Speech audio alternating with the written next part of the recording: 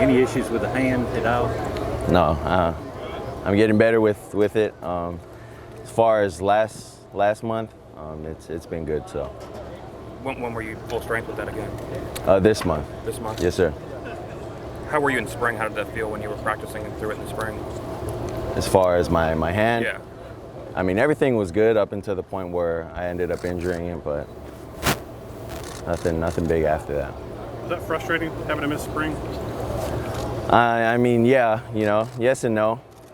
It gave me a good amount of time to rest and just focus mentally on the plays and focus on protections and whatnot. So I think it was kind of a good, but at the same time, I learned a lot better doing, than just watching. So. How much has your life changed in the last 8 months, 9 months since the championship game?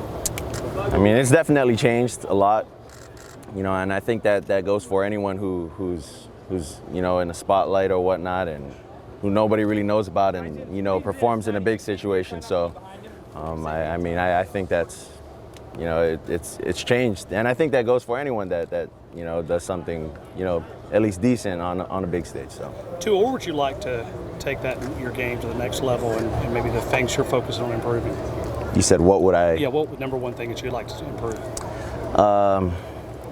I think everyone has a lot of things to improve on, but for me, I'd say my biggest thing is working on my relationship with my teammates.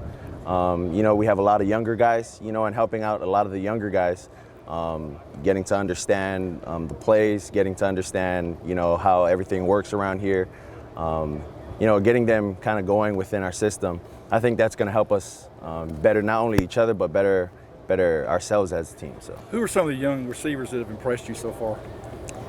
We've had our receivers from last year, our freshman group from last year. Now we're sophomores. Jalen Waddle has been a really good asset to us as well.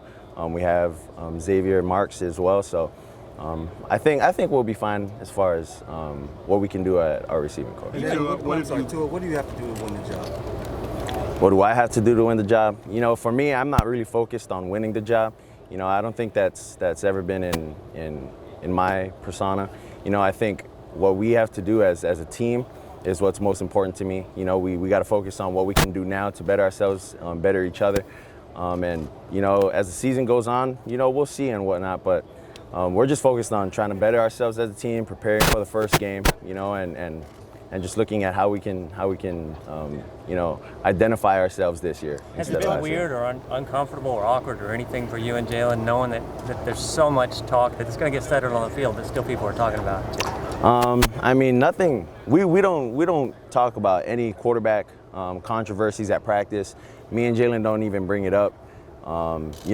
As far as this season, we're just looking at getting each other better. There's no negative contingencies. We don't go into games thinking I might not start, or I'm going to go into this game and I'm going to throw a pick. No negative contingencies. We want to be positive. Because the team looks at that. The team looks at what we say, at the media as well. And so, I just don't want anything, to ruin our relationship and whatnot. And I don't think anything between me and Jalen is bad. So. And Tua, how much have you learned from Dan Enos thus far as a quarterback's coach? Oh, we've learned a lot. It's a lot different now from last year.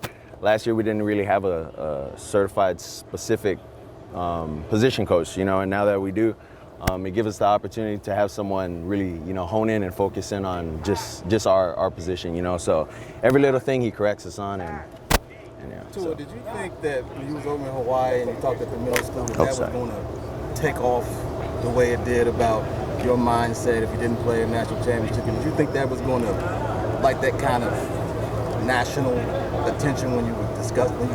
No, I think it was taken out of context. But at the same time, that was in May and whatnot. This is what we're trying to focus on now. Is our football season ahead and today's practice. For fall camp. So. Coach Saban talked about not a two-quarterback system. He didn't use that term, but about utilizing everybody who can help. Is that the way you look at that, or? I think that's the way we all need to look at it now. we've had many speakers, you know, in the past, and we had a speaker last night, and his name is Eric Thomas, and I know a lot of people know Eric Thomas, and he talked about difference between someone who's a beast and someone who's a winner. You know, right now we're a team that wins. You know, we're known as winners. But what separates you from being a beast and a winner is beasts don't complain about what they don't get or what they can't get, because it's something that's going to happen in the end result for them. You know, winners, it's almost like it's given to them. It's like some people didn't have to work for their height. You know, some people didn't have to work for their weight. You know, it's kind of like it was written for you to be a winner.